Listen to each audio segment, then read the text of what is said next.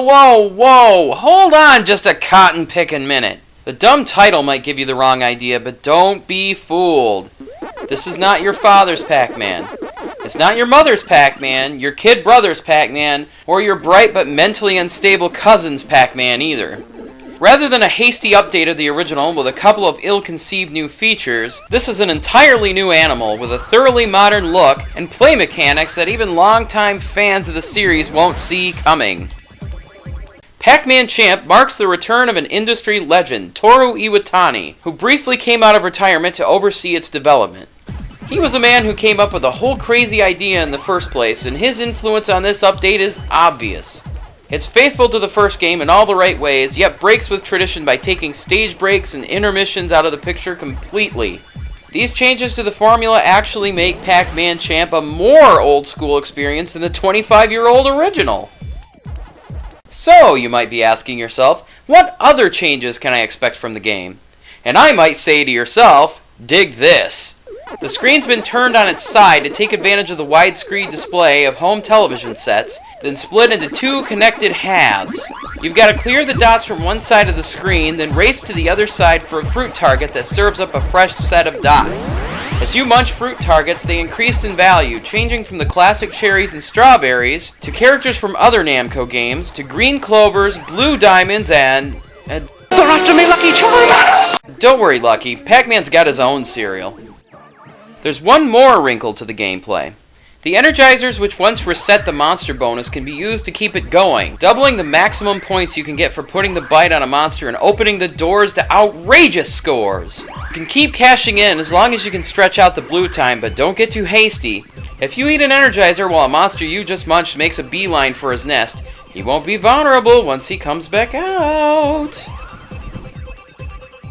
The whole package is wrapped up with stylish visuals and a catchy techno soundtrack that hides in the background at first, only to come at you hard and fast when there's a minute left on the clock and the monsters pick up speed.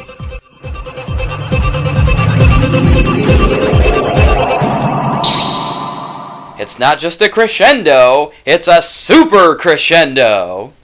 There's nothing here that will impress Xbox 360 owners used to fantastic graphics. This is the home of Oblivion after all, but the presentation is a step above Namco's other Xbox Live offerings, and it's sure to satisfy those 30-something gamers itching to relive their memories of the first game.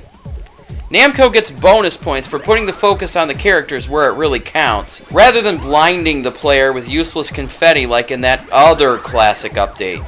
Yes, Jeff, I'm talking to you.